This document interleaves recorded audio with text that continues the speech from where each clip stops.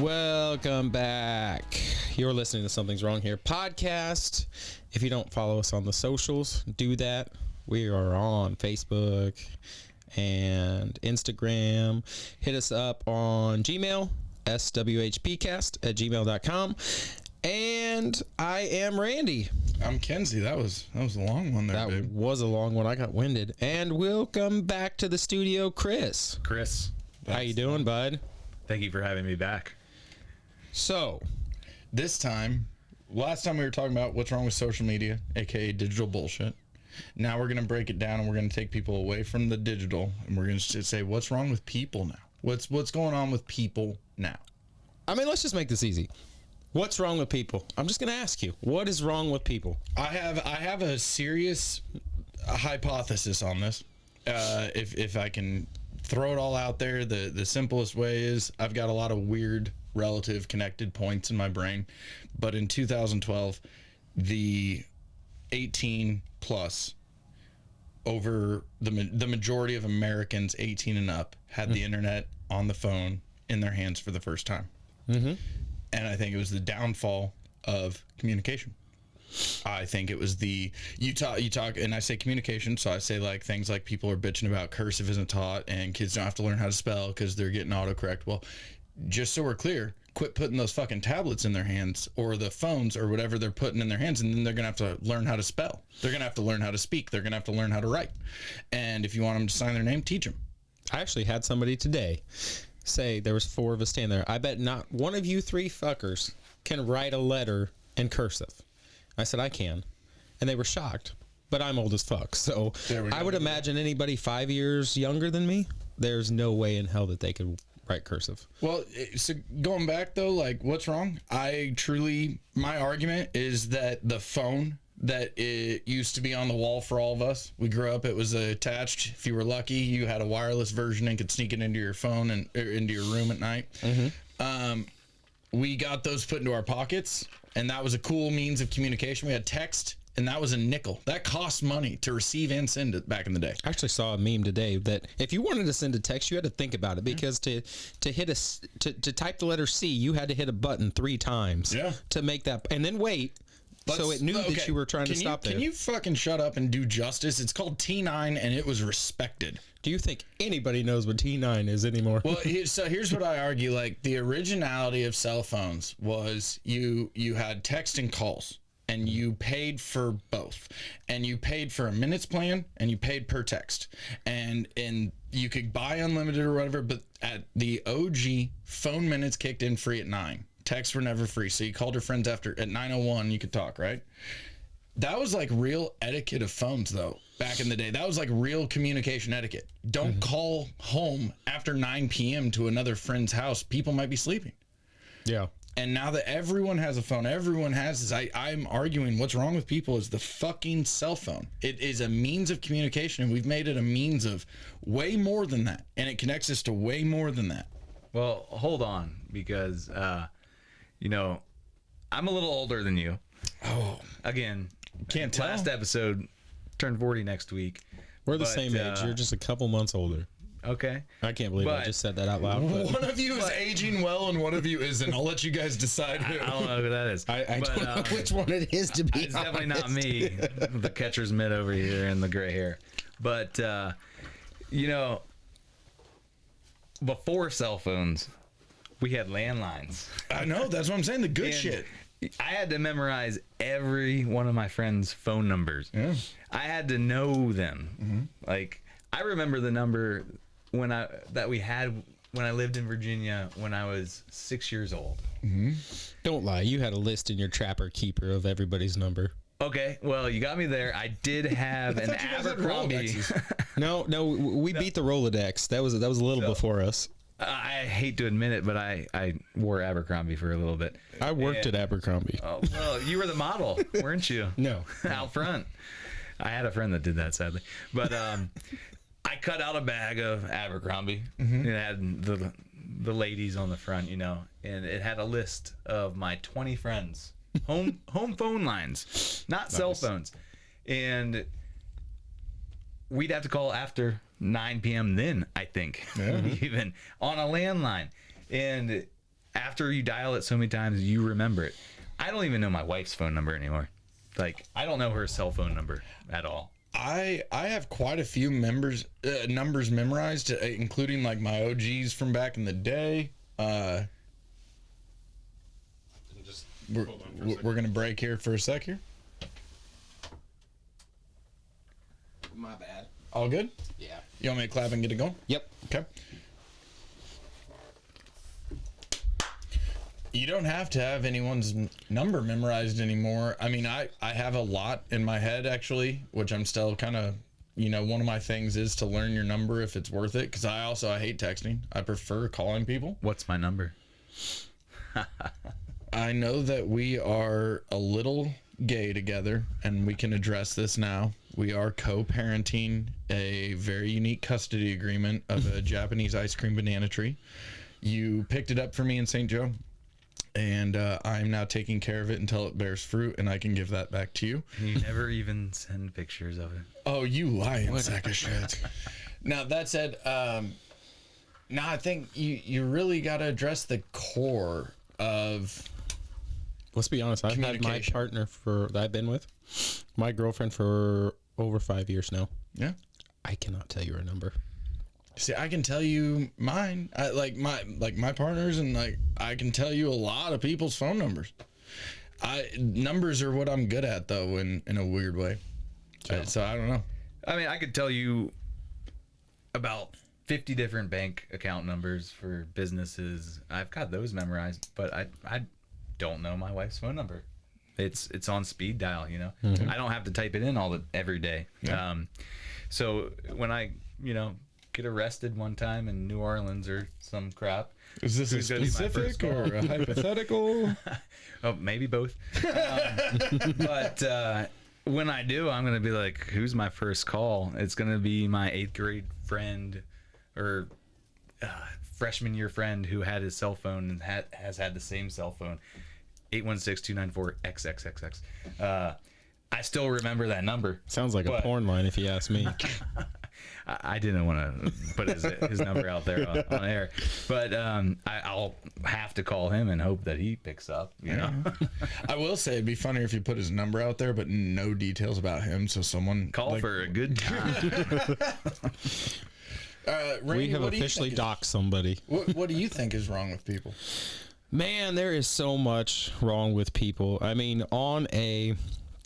there's so many different ways we could take this and go about it, but I am going to say all right, I'm going to just say as a whole, the phrase, what is it? Tough times make tough men, soft times make soft men. I think we are in a stage in society that everything is so damn simple.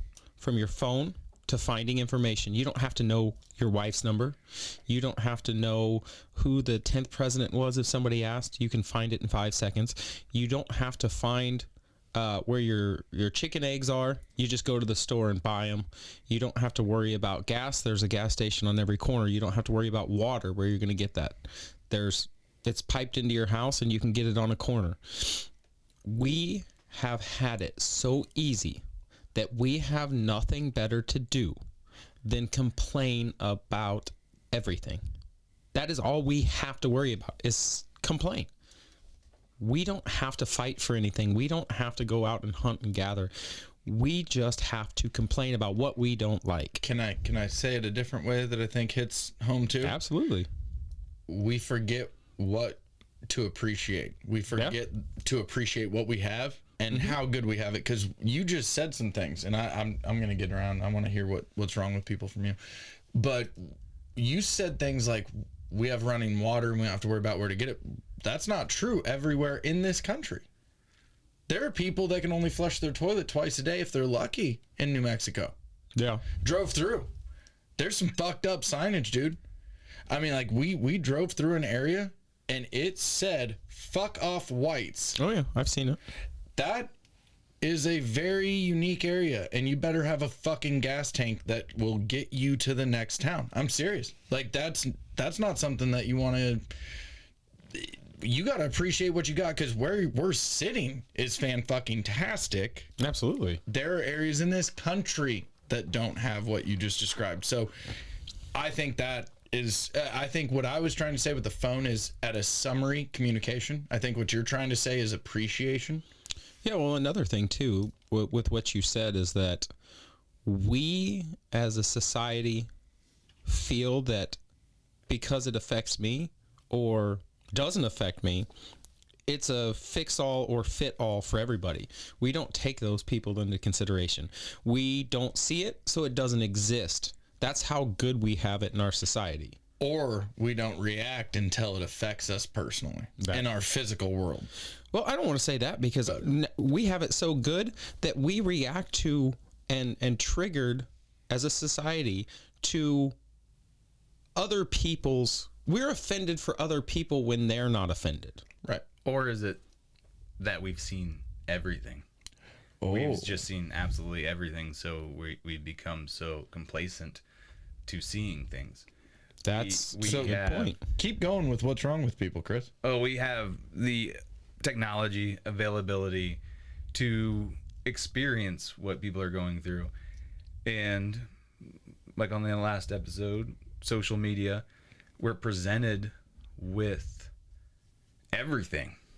So have we become so Desensitized? Yeah. I saw an explosion today where I know 2 people were unalived in it. It did not affect me at all. I kept scrolling.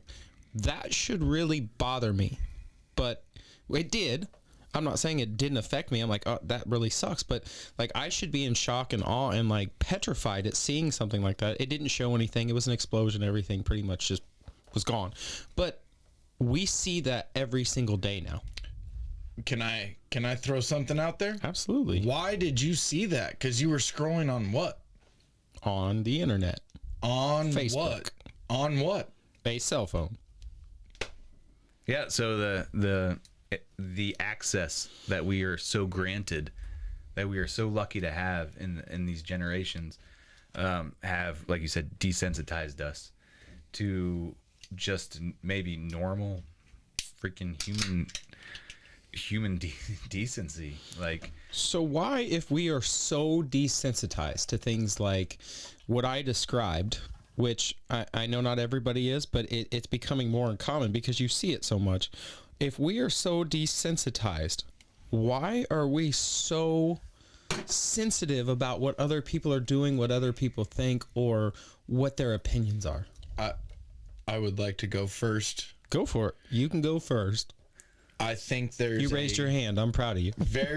I think that this is coming from small business, and I think you can appreciate this. I think there's a lot of in-person togetherness, especially in an establishment like a brewery. Like you said, I'm not going to jump in and fire 50% of my customers. That means you have what you were considering equal zebra stripes in yours. Kudos. What that also means is that all of these people who don't agree on social media are sitting in a room being copacetic just fine, right? So I think that is the issue right there, is where you have a physicality that can bring togetherness just fine. Excuse me's, hold the doors, thank yous. We all see it. We're Midwesterners. How many times you hear, oh, just saying. That's a polite thing here. Yeah.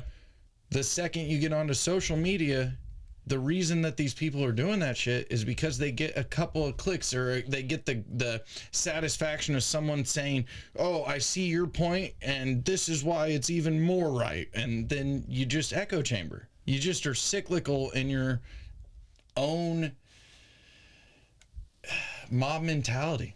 so you're saying people in general are still good, but once they enter the Digital electronic realm. I think people take arena. social media to become a vent. I think people take digital worlds to become a vent where it doesn't matter if I'm right or wrong. Here's my fucking opinion. You're going to take it. You're going to swallow it. And if I see in real life, man, let's have a beer. It's cool. Let's catch up. Let's be honest. You have seen this in real life happen time and time again. Me being involved specifically, where I have not agreed with somebody, didn't like their opinion, or I just thought it was dumb, whatever. But I can sit down and have a conversation with that person, and it never gets brought up. Are we afraid to fuck around and find out in person, or is it just a place to vent and it's fucking stupid? I truly think that everyone on social media sees the big dogs on social media that are sponsored, advertised, pushed, etc. The people that everyone knows for internet fame. And it, in the human brain, there's a competitiveness in every human brain, in my opinion. I don't think anyone's ever just perfectly amicable at being, let's everything across the board here. So I think in the brain, there's a competitiveness that sets off, and it really changes people in the digital world where there are less ramifications. Yeah. And I'm sorry to talk with my hands right here so much. That's so dumb. But I was gonna say, did you become Italian overnight? Hey, Italian, Mario, passing me I've the been doing it the meatball. whole time, so I apologize. But no, I think really the digital realm, when people escape to this screen, this like grinding away with their thumbs, I think that right there, when they make that their, I'm angry, so I go here. I'm pissed off, so I need to get here. Just to, they get their dopamine hit and get happy again. But the second they see that trigger, they jump in. And I think that digital world where there's no punch in the face button, that's a different world. I'm a little confused, to be honest. So you're saying people are still good people, but when they're presented an outlet with no ramifications, they're going to show their true colors, maybe? Or they're venting to it, but they're still good people? Well, let me even go. Okay, so I'm going to say everything that you just said, yes. And then I'm also going to add to it, though. I think you also have someone like where Randy and I are friends. Well, my friend just entered a fight. I got his back. I'm jumping in on it. And it's not even that I agree or believe, but it's the same thing I've told, like, my brothers and I have had this conversation. We're brothers. We will beat ass for each other in a heartbeat. Like, I don't fault Jason Kelsey's reaction for the breaking a phone at all. Like, not a fucking second. Now, that said, I'll beat anyone's ass that talks shit on my brothers. They can handle themselves too.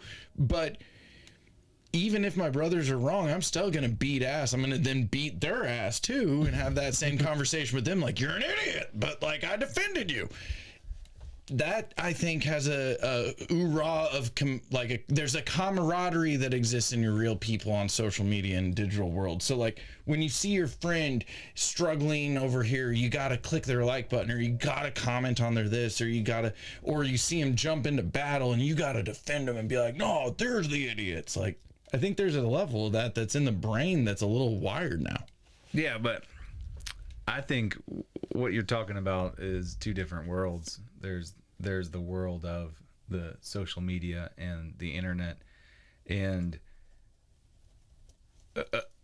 yeah, I'm gonna have my buddies back in real life, but I'm not a keyboard warrior. I think I know exactly where you're going, and I'm going the same place with it.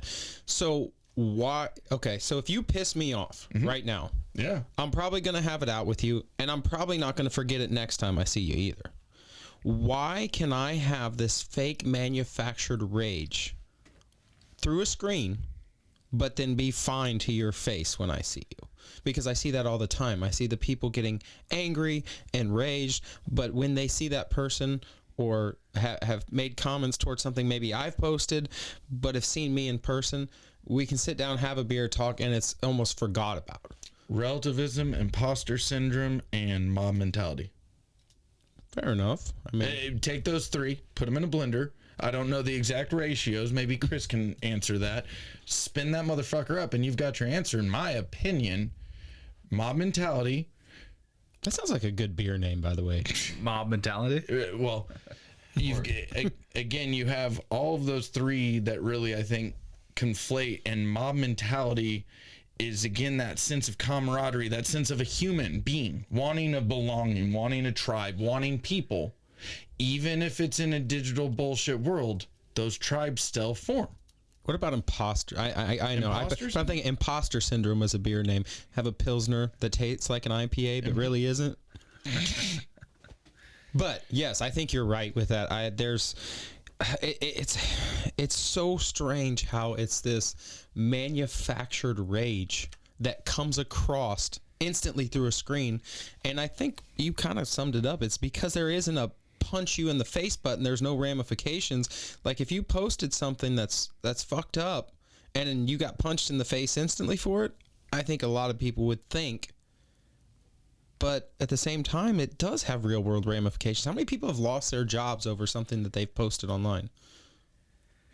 Well, I'd like to say also, I'm putting this towards my experience, working in the beer industry. Punch you in the face idea-ism, I guess. Like when you...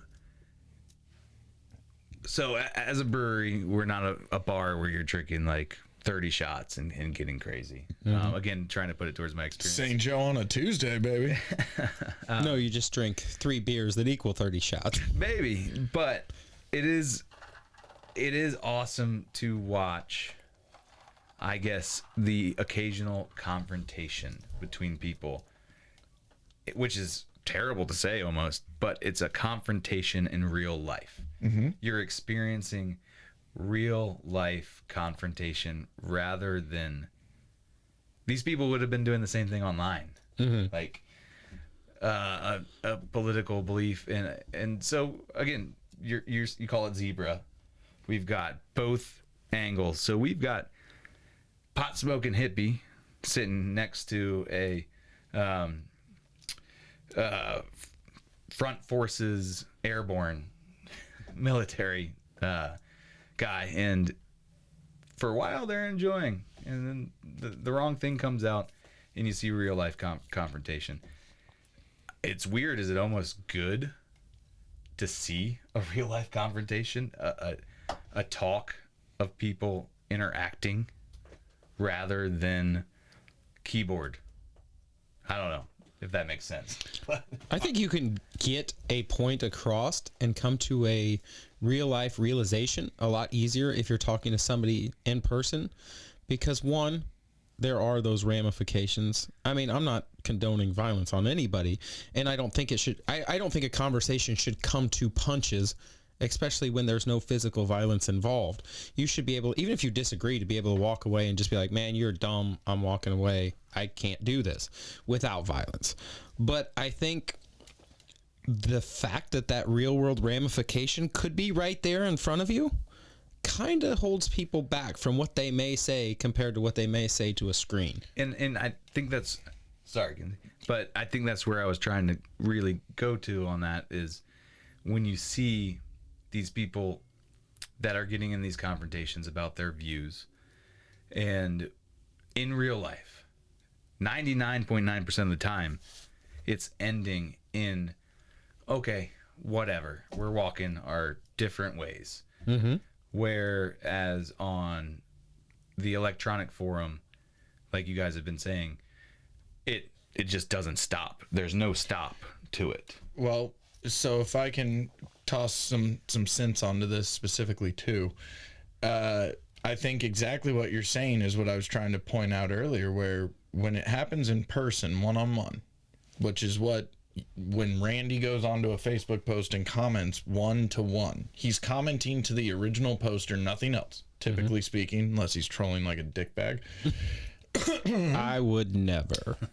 Right. And so if you're going one-on-one in person, the second that confrontation occurs, you're in real time space right there. Well, you're out of that echo chamber too. Well, hang on, because it's not the echo chamber. It's that social media, that digital bullshit allows for infinite time. Because if you have a confrontation one-on-one, what are the options? Solve it, fight, leave. Walk away. Right? Like, I mean, there's 1,000 other things we can, but not really. But like, that's solve it, the fight, three leave. mains. Right? Okay. So we can talk about it, we can walk away from it, or we can literally go to fisticuffs instead rather than anything else. Yeah. If those are the options in person, that's not how it works on social media, because the second that you put something out and comment, now all of a sudden 47 minutes later after you've left the bar physically, digitally speaking, dickbag douchebag comes over here and throws in his opinion. And now you have mob mentality of never ending, always connected. Anyone sees it. And guess what? The posts with the more comments and engagement that grab these mob mentality people filter to the top of your shit.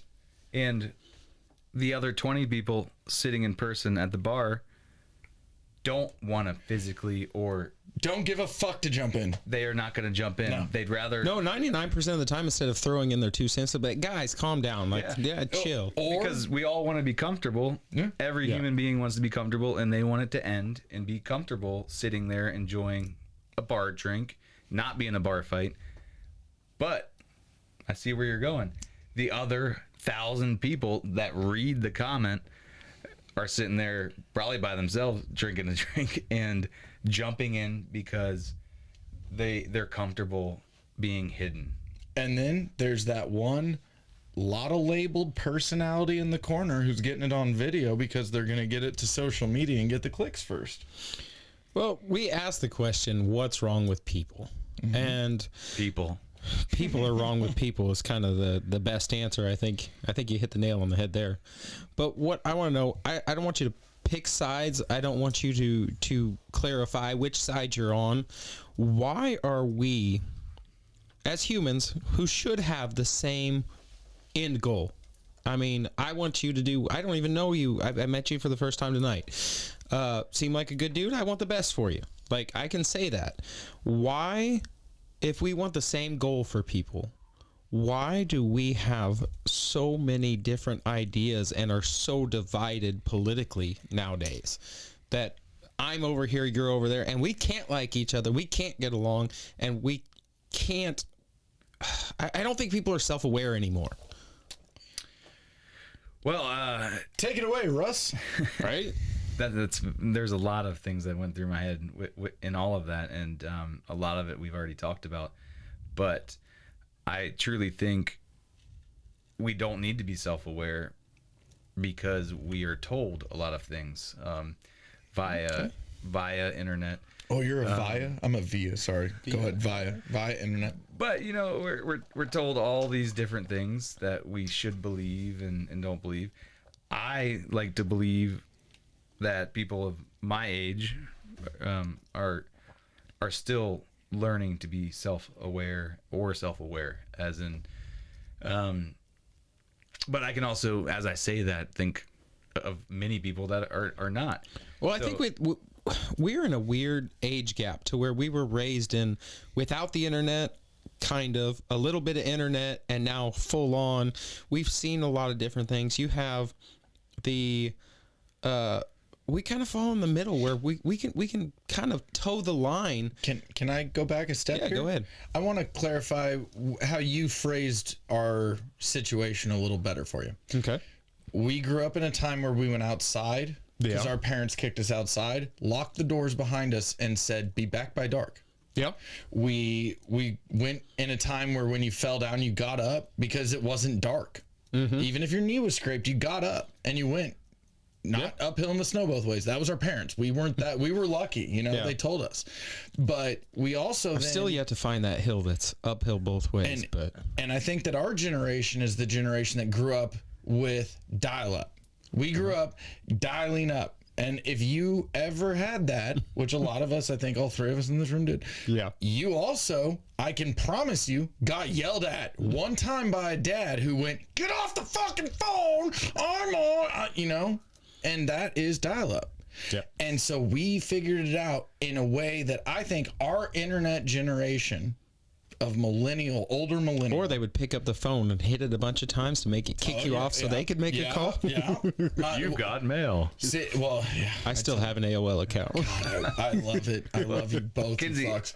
I think what you're saying, the difference is I mean, instant gratification. Well, so I think I think the difference is our generation grew up with the internet, figured out both the nefariety for good, like LimeWire and Kazaa, and that spread the music industry big time. I mean, there's a lot of argument, good and bad, no argument there, but we've used it for tools and resourcefulness and And honestly, I think to try and figure it out and play with it, we appreciated it also at a slower speed because it was still revolutionary.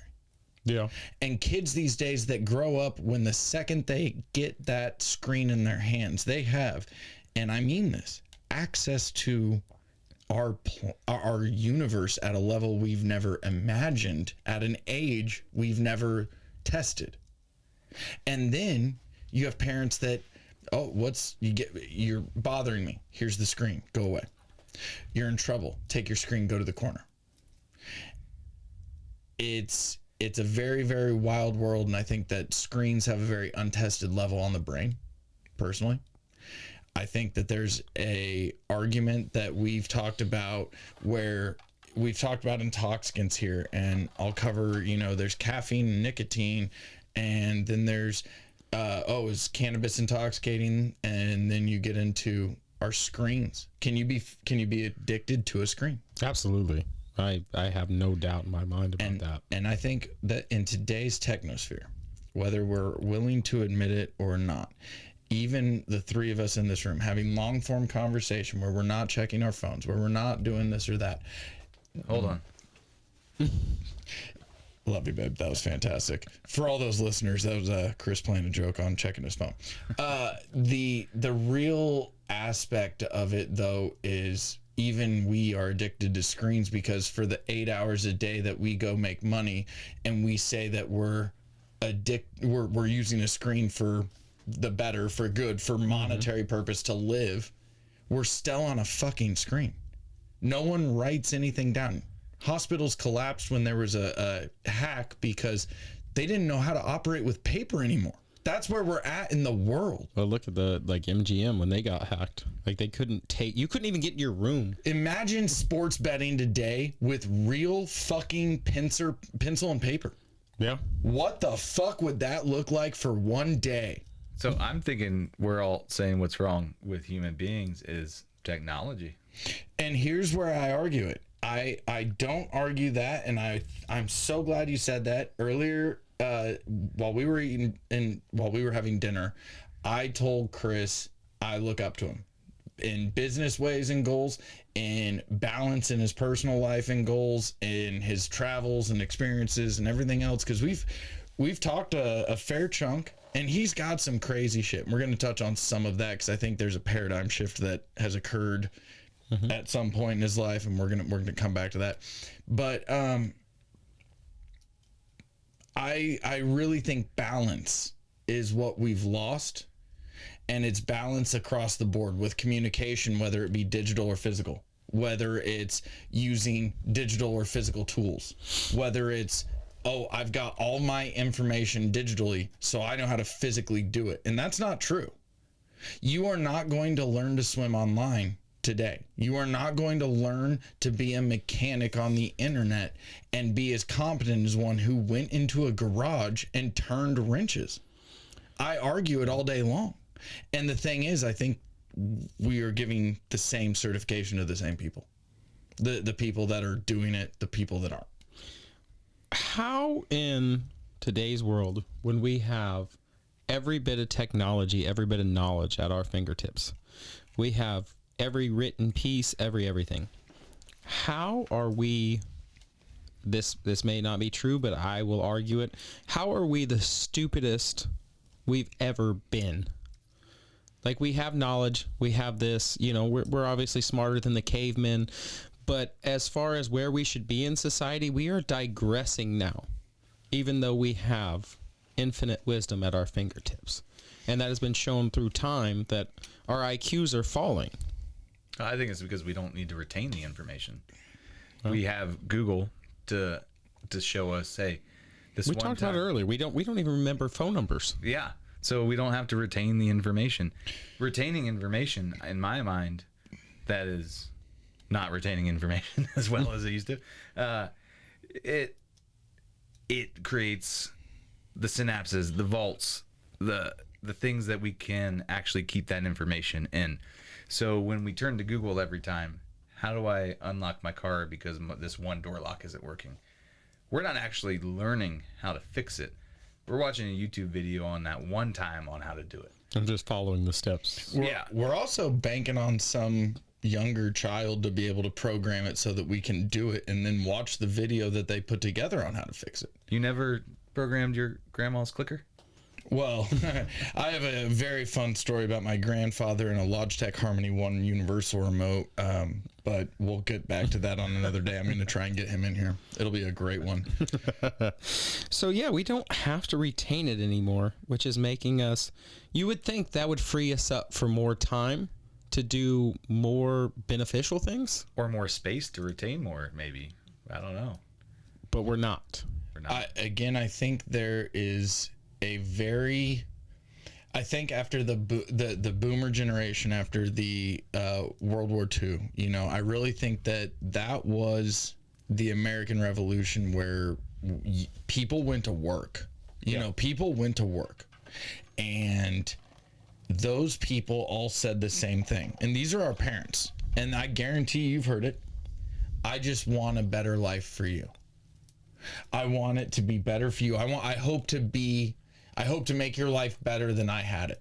And let's be real, these people saw some shit. They saw some shit, but they're also holding what, 70% of the generational wealth? Hey, they built the fucking wealth. Yeah. I'm not telling you that we're not here at a younger age in the technosphere working on changing the wealth. I am telling you that they built it. I'm not going to fight too much right now on it. Worlds change. We've built an absurd system, no matter how you look at it, left or right. We've built an absurd system. Oh yeah. I think that when that generation wanted to build a better life, that was the start of the coddle. That was the start of, the car seat. That was the start of the, well, let's not wash dishes by hand anymore. Let's figure out a way to solve that problem. And now, I mean, hell, you can go online and have AI write your calendar. It can go through your emails and do the, what do you want? I think the way you described it, that the best of intentions were had, but it actually set us into a digression instead of furthering us. Because like you said, yeah, you had the car seat because we wanted to coddle you. We want a better life for you. So I'm going to make sure you don't have to wash the dishes by hand. That way you have more time to study. But we didn't take they weren't hard on us about it. There was no, we became, not myself personally, but I remember friends, they were I got spanked, so I don't spank my kids. So they're not going to know about the ramifications if you mess up, that, hey, I fuck up, it hurts. You go stand in the corner for a whole minute. Wow. Hey, you're not a dad. You don't get to say these things, remember? Oh, I got my ass whooped, though. I know that much. I am a dad and of two. One's a stepson. So, honestly, that's a whole different can of worms. But with my own son, who's 7 years old, I do focus a little bit with my wife on, well, when I messed up, I got spanked. Mm-hmm. Like, that's a normal thing, and I turned out fine. Mm-hmm. And I have a degree in psychology, bachelor's of science, and I don't think there's anything wrong with it. But in discussions with my wife, it is not okay. And we parent together, so we do it together. That's how you become parents. I've heard you do it together. That's so I've heard. Oh, sorry, that was a sex joke. Might not be my son. No. No.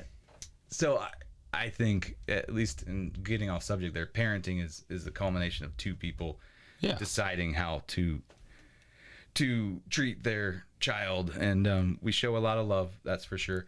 And I don't think showing love is any issue, or coddling, if you will. Mm-hmm. I'd like to show my son it's a hard world. You got to work hard, but at the same time make him feel like he's got the place to go, his parents. Mm-hmm. Like there's nothing ever there that he couldn't come and us help him out with as long as we could. But I don't think nature versus nurture Oh, Can I hit you with a real? Can I hit you with an example that just came into my mind that I think ties Randy and what you're saying maybe together, and you guys can comment? Yeah. I grew up, and don't get me wrong, I was a busy kid, but we washed dishes. We had to wash the dishes when I was growing up. Yeah. I was washing steak knives. You know, I was washing the knives. Like that was just dishes. I was washing those dishes. And today there's a dishwasher and the kid just loads the dishwasher and often, oh, don't grab the knives, they're sharp. Well, my dad, you know, I'll say this right now. I love my dad and I think he did it fucking right. He took the allure away. He took the allure away from guns. He showed me exactly what they were, exactly the power that they had, and taught me to be safe with them. I've never had an issue. He also did the same with knives. And so I was able to wash steak knives as a child without slicing myself and needing stitches. And even some of that where I think the balance of technology, like a dishwasher, okay, it can wash your dishes, but you need to know how to do it by hand. You can go pay to get an oil change, but I think if you have the responsibility of driving the car, you should know the process and where and how to change the oil in the vehicle you have. Well, at the same time, I change my oil because it's about $100 cheaper to do it. No argument on the cost. It's a service. Yeah. But what I'm saying is, I think the coddling is we created Jiffy Lube, which great. Nothing against Jiffy Lube. But the second you pull in there and you show your kid, this is all we do. We don't, when little Timmy looks up and goes, please, sir, may I have some more information? How do you change your oil? And you go, I don't know. You pay these fuckers. It's a bad idea. You need to know. You need to be able to teach. And if you don't have that ability, if you can't handle tons of metal down the highway at 75 miles an hour, and also handle tons of metal stopped in your driveway to maintain it, at a core concept, that's a problem. Well, I think it comes back to what I started with. Hard times make hard men. Soft times make soft men. We don't have to struggle. Like you just said, you need your oil changed. Well, I remember when I was growing up, on Saturday, you held the damn flashlight for Dad, and it was never the right angle. God damn it. Never. So, I mean, you probably got yelled at the bare minimum. At least. I don't think Dad even wanted us holding that flashlight. It was so just to teach us the lesson. You're gonna stand here. I gotta tell you this quick 30-second snippet, and I'll leave it at that. Go for it. I remember bringing my dad back a beer, and I'd put ice in it. Oh. And I come back to hold the flashlight, and he was proud of me, and I brought him a beer with ice. I was like 4. And I remember his face just like, ooh, this is a rough teaching moment, because I'm not about to teach this kid, you did wrong with the beer, son, but fuck me. And yeah, all right, going back to the flashlight, yeah, I get it. So yeah, I mean, like you said, I think it was a good teaching moment. He didn't need me there to do that, but I mean, I know how to change the oil now. Yeah, and like you said, you were flashing the flashlight in the wrong place anyway, so you were there to stand there and pick up, absorb, osmosis, whatever you could. And so going back to we kind of talked about this earlier. I also think we're talking about generational gaps. And so when I started opening a brewery, again, going back to experience, because that's all I know.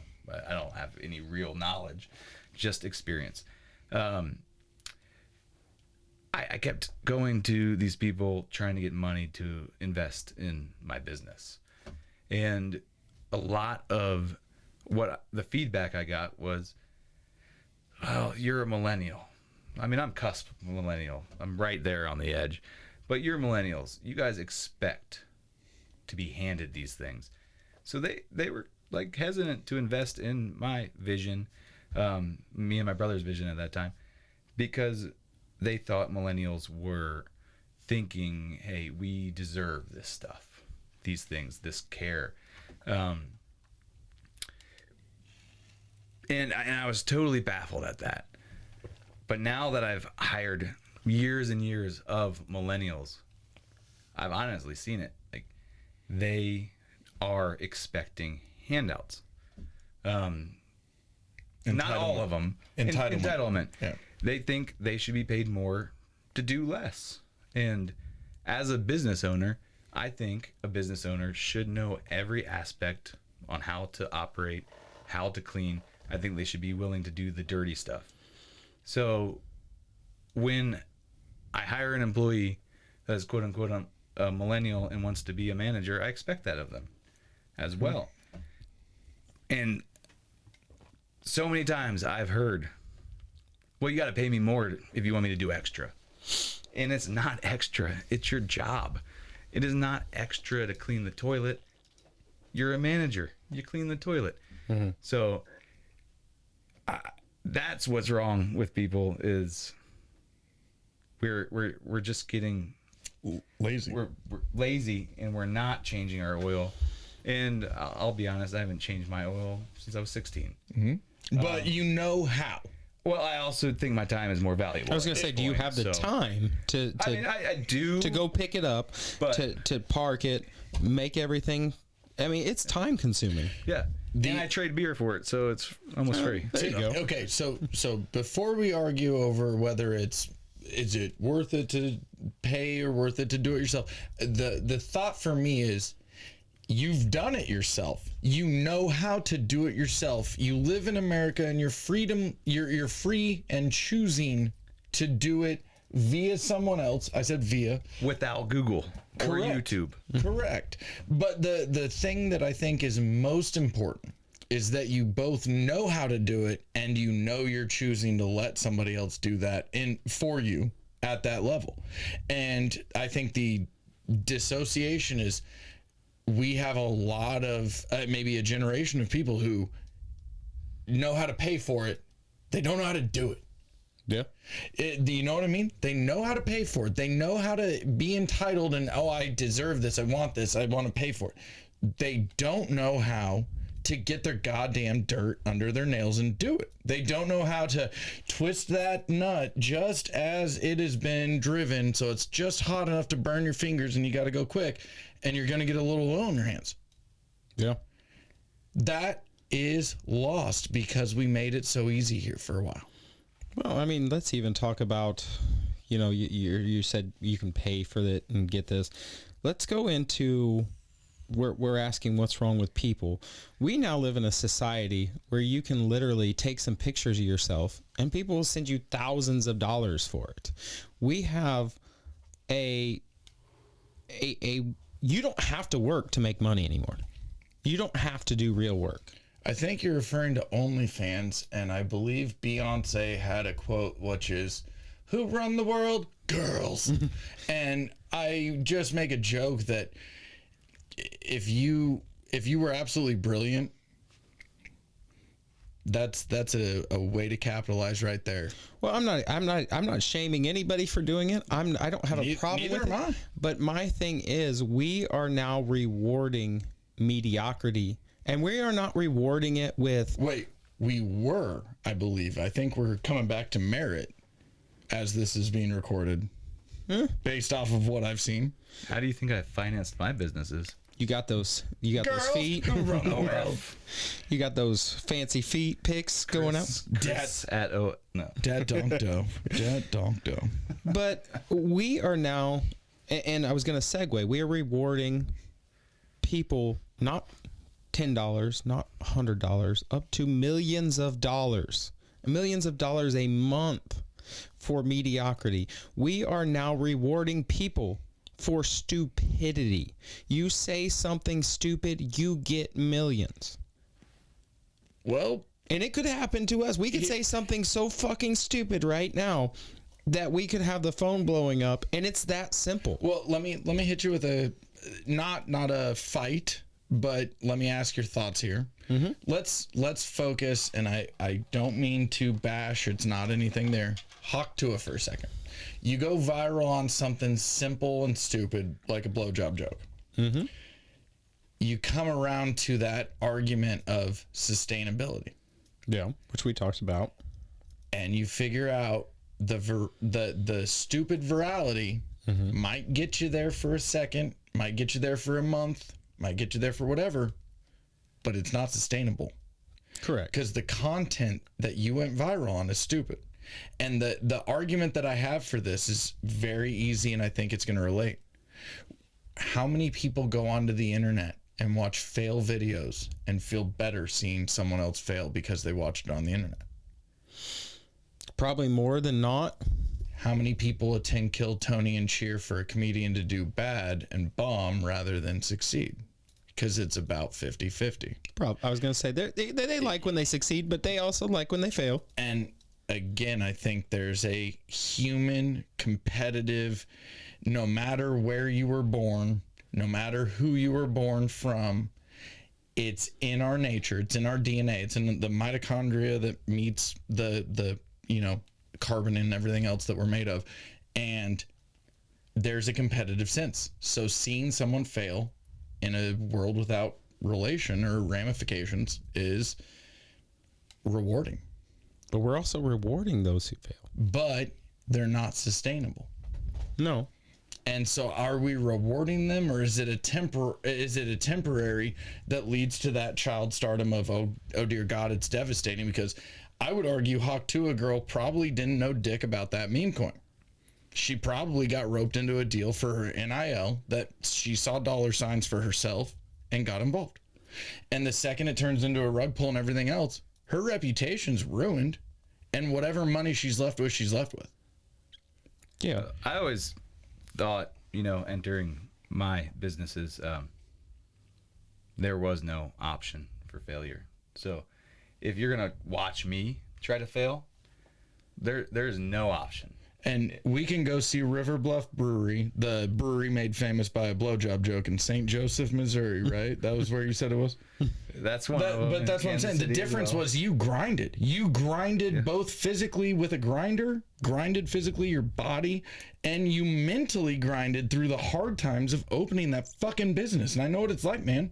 Yeah. And I mean, you grinded through the times where you didn't have the best beer and someone wanted to make sure you saw it in the comments. You grind through the times where someone takes your growler home 4 weeks later, says, it's in my trunk, my bad, can I get a refill for free? And you have to say, sure thing, man, that's my bad, And I think the difference is you didn't go viral from some bullshit. You didn't go viral from some Technosphere video clip that made you famous overnight. You grinded, and you continue to do so on a survival instinct of sustainability, because you pay yourself less than your staff. You grind that place every day in every way. Yeah, and again, there was just no option for failure. So if anyone's watching, we're not failing. You can watch me and you can hope that I fail, but they're literally lifeline family. There's no giving up. There's no, you will work 48 hours straight to push through. I'm not waiting on a video to make me famous, and nor do I want to be famous. I want my business to be famous, potentially, but I also put my employees in front. They're the ones grinding now. I mean, we all grind every day, but I'm not striving for that YouTube fame or anything. Nor any. So we're grinding to grind and get it done. That's the fucking difference. That is the difference. And look, and here's the other thing too. With the instant fame, it does come with monetary value. I would imagine that if any of us, knowing our backgrounds, where we came from, where we are now, if you gave me $1 million, or either one of you, I would venture to say that we could probably turn that 1 into 3 by the time we were ready to hang up and quit working, and we would still be working and still making that money work for us. How fast do you think that money goes when people get it instantly like that? So fast. I think that people that hit that virality, like Chris said, so fast, let's say so fast and so furious, because I think that there's a treat yourself moment. Yeah. I made it. Yep. And I think that I understand. I think that a lot of them are again, not to reference, here is another perfect example, though, the same Hawk Tuah girl. That wasn't a business person. So if she went out and bought a car, that's a chunk. Yeah. You know, and if you're going out and buying a Lambo, that's a big chunk. So it goes real quick. Well, and my next thing is, how many hands are in that once you get your hands on it? Depends if you look at the blockchain or if you... Oh, wait. What do you mean? I'm just saying, how many people are after your money the second you get it? A lot, especially if you get it from not working and grinding and knowing when to stand up for yourself and saying, I'm sorry, what? But if you get it from something stupid and a viral moment that makes it for you for a minute, it's the same argument that I would argue, God, I'm an idiot. If you go back to that before when we were all growing up age, right? Mm-hmm. This is the same fucking thing. The viral moment in the physical world pre-cell phone internet was the lottery. You go in and you just gamble with $1, a fucking your contribution to the bits, and then you come out with a ticket, and maybe it made you rich. And what do we all know about lottery winners? There's documentaries everywhere. How many of them are typically successful with their money? Probably 5%. I don't know. That's a random guess. I don't know the actual number, but I think that is probably about right. Yeah. And that's scary. They have a show about that's my point. Lottery winners. And the thing about it is, like, I know that too. When are we going to start seeing the documentaries about the Hawk Tuah girl, which is the digital lottery? It's a viral moment that she never intended. The ESPN 30 on 30. I went viral. Now I'm broke. Yeah. I mean, like, think about it. You've already started to see it. You got the T-Pains. You got the Big X, the Plug. You got these kinds of guys who are, they rap. I'm not saying rappers. Well, I mean, I don't know how in depth you guys were with social media and stuff, but you had those, what was it? The Island Boys, the two brothers. They got famous fast, got some money. They make one hit video song, one hit video. How fucked up is it that they are blood twin brothers? They were making out with each other to try to keep their virility going. That's a way to do it.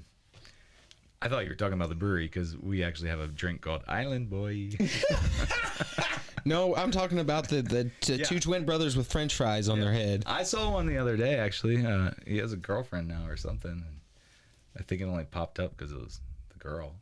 But they're broke. Let me ask you. They are broke, and it's only like a year later. So again, I look at somebody that works hard and sees the only place as success before work in the dictionary as someone like Chris, who there is no option to fail because my house is on the line. There is no option to fail because my kids depend on food from this source. Mm-hmm. And there's no option to fail because my employees rely upon me as well. Not saying like I agree completely with you, but there is not an hour of the day that you're not working to strive for the people you care for and even the customers you care for. And so going back where I was, I guess the psychology argument that I want to tailor to you is when you're in your position and you've done it all. You've done the front, you've done the back, you've done the product, you've done the marketing, you've done the sales, you've cleaned the fucking toilets, and now you're a paper pusher babysitter. You also have empathy for everyone in these positions and know how to communicate with them. You know how to talk to them. If you had opened a brewery and it went successful off of some viral moment, and then you were flushed into we are just popping, I would argue you would have a very strugglesome career with it because you'd be thrust into the limelight with no idea what the fuck you're doing. You wouldn't know how to communicate with your employees. You wouldn't know how to communicate each position to these employees because you know what I'm saying? Well, you had to grind and get there. Yeah, and you probably lose respect of those employees every day when you're trying to talk to them about the things that you're trying to communicate to them. And if you don't know what you're trying to communicate to them, they're not going to respect you. And I think as a manager, a business owner, screw business owner, just a manager of any business. Mm-hmm. If you manage that business, you should know every aspect. You should not ask your hourly employee to go scrub a toilet if you're not willing to go scrub that toilet. You need to put forth that effort. Nothing's too dirty. But what percent of owners do you think now think that kind of works below them? I mean, I get, as an owner, you put in your time, you have employees for that, but I've owned a bar and restaurant. I clean the toilets and the bathroom every single night. How many do you think? Well, I'm an owner. I'm above that. Can we stop that for a second? Can we, not how many, but why? Huh? We want to know the why, not the how many, right? I mean, I was just gonna say what percentage you thought, but yeah, why? Why do some owners get away from that? You can also throw your how many and a percent out. Don't get me wrong. I want to know the why. I'd throw 50% out there. That could be I think higher that's fair. Or low. And I think why is that whole thing we were talking about. Just we're starting to believe that we deserve things. We're entitled to things. We shouldn't have to work as hard as we are working. And if we are working that hard, we need more money for it. But people don't understand, I don't think, that when you're a small business owner, you've got to do a ton of that work. And if you're a top echelon manager of that business, you're trying to grow that business. You're not trying to stay status quo. Mm-hmm. If you're staying the same, I know it's a cliche, but you're kind of dying. Yeah. You're trying to grow minuscule amounts. Don't overgrow to where you're overextended, to where you're borrowing money and that you're not going to be able to pay back, but grow steadily to where you can be comfortable and you're not taking out crazy amounts. I don't think that's what a lot of people understand that haven't been in an ownership role, is that growing is great. Growing too fast will be the number one thing that will sink a business. Oh, that's not true. Look at the brewery industry. Yeah. Right. Yeah. So like we're going from 10,000 breweries to 7,000 real quick over the past. And this is just, again, experience. And the reason is people are overextending themselves in growth in brewing because the industry was growing so fast, and now you have these massive companies slowly dying. Absolutely. Well, I got one more thing I think to contribute to this. You said you had a degree in psychology. One of my first life lessons growing up, like as far as I can remember back, I want to say like 4 years old, which is nowadays would be cruel to say to a 4-year-old. You'd say, my dad instilled in me the one thing I can remember him saying, life's not fair. And he would say that to me every time I'd ask for something, well, it doesn't matter. Life's not fair. And it finally stuck. Why today do you think that from a psychological standpoint, are we now programmed that every person's the same, life is supposed to be fair across the board, and it doesn't matter if you work this much or you work this much, you should get the same as everybody else? That's not a deep question, Chris. Right? So, didn't mean to close it out with a tough one, but let me preface with, being a psychology major, and not getting it. I didn't go to the master's and doctorate. Psychology industry people are just as fucked up and maybe even more than anyone else. Oh yeah. And I think learning the degree makes you question maybe a little more and question yourself, delve in. So I don't think you should ask many psychologists a lot. Again, there's back to a while ago, last episode, there are no experts. But why are people... Let's just say, why do you think people are programmed that everything needs to be equal and fair now? I honestly. And can we achieve that? Could we achieve that as a society? I don't think you can, and I don't think we will. And I was told the same thing growing up. Life is not fair. Life is what you work for. Fair enough. I like that answer. I'm jealous of your all's dads. Mine used to tell me you can shit in one hand and want in the other. See which one fills up faster. Up first, boy.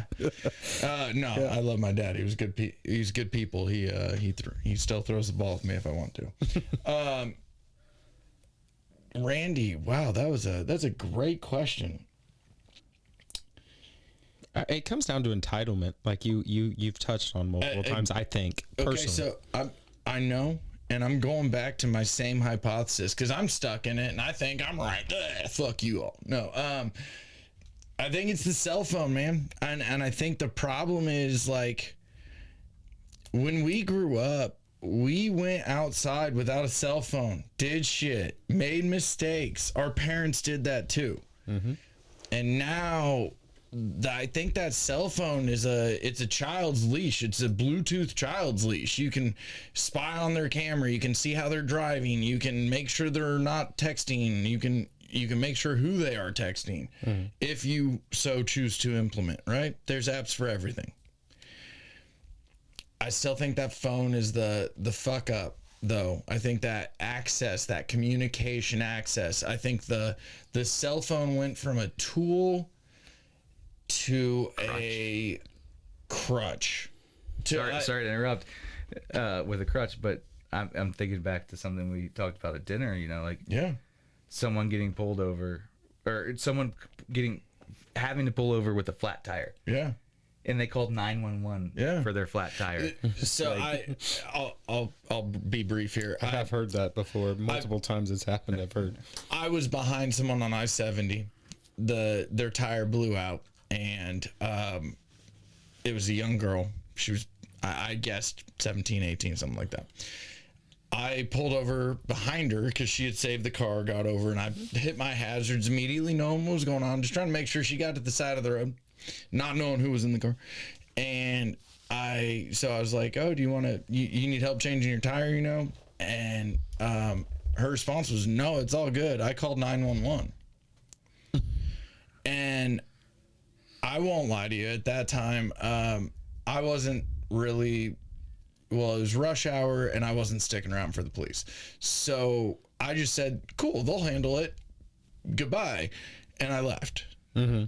I'm assuming all went well, but like, again, I'm thinking of, you know, I grew up in this age with you guys. My older brother's I've got two and a sister, and they're all just a scooch above you guys.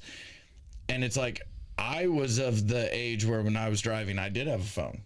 But they were of the age where when they were driving first, they didn't have a phone. So if they had a flat, they had to know.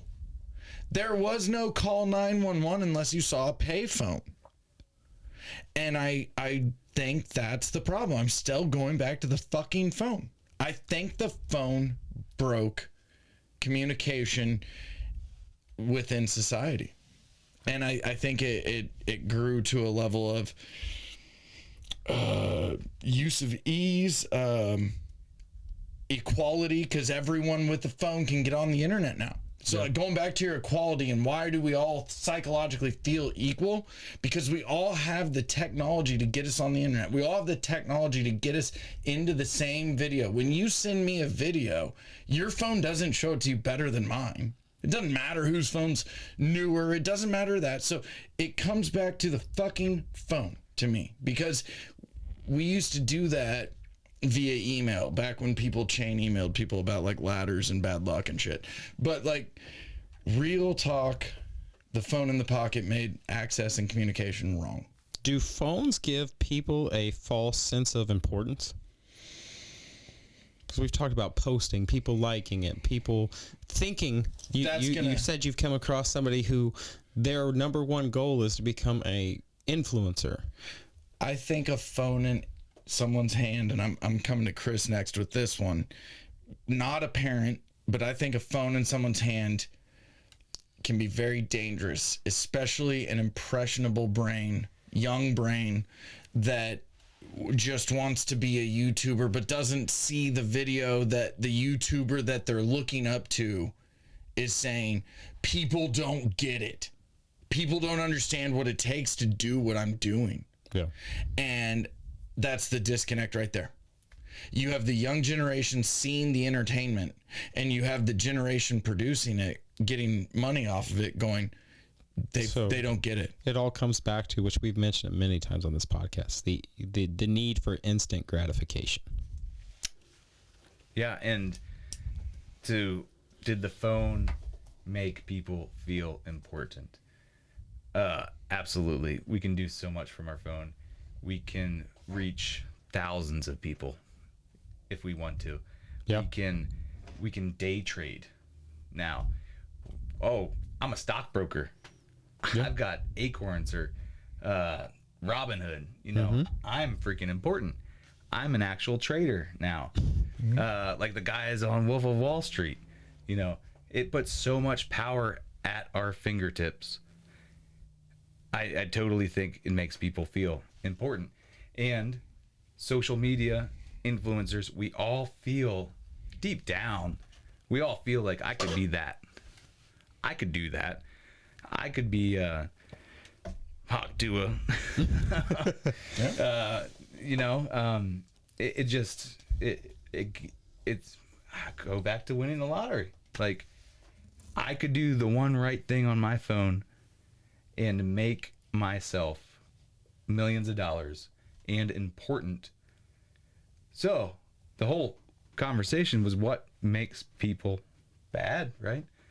And what's wrong with people? Yeah. What's wrong with people? And maybe it is our desire from the phone to be that important to the world rather than our close connections we have right here. I'm still arguing that what you just said was that you might agree that the phone is the problem. And my argument is 2012 was the bad rise up of it, and I've got a lot of weird thoughts behind it, but the true argument is I still stand behind when communication. I mean, okay, let's be real. I'm gonna final thought this. I grew up and I would call friends and say, do you want to come over and play? Yep. Kids these days don't say that. Kids these days don't talk like that. How long do kids go without meeting a parent? Don't you start another question. I just want to ask before we wrap this up. How many kids, how long do they go before they talk to another kid's parents nowadays?